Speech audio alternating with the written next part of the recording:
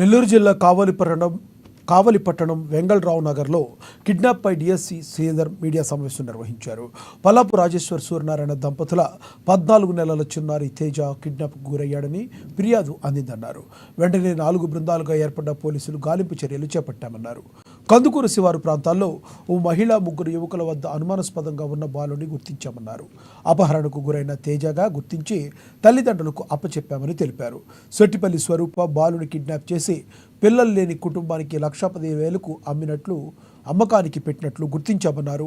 బాలుడు కిడ్నాప్లో కీలకంగా వ్యవహరించిన స్వరూప, ఉపేంద్ర, నజీం, అశోక్ను అదుపులోకి తీసుకుని రిమాండ్కు తరలించామని తెలిపారు పోలీసులు.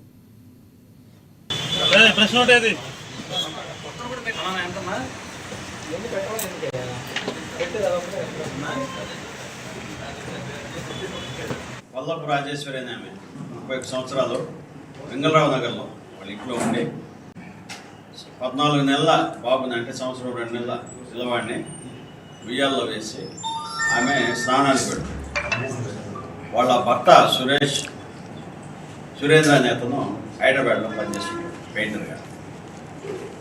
ఆ టైంలో 2:30, 3 మధ్యలో వేరే గుర్తు తెలియని వ్యక్తి వచ్చి ఆ అబ్బాయిని కిడ్నాప్ చేసి ఎత్తుకెళ్ళిపోయినారు.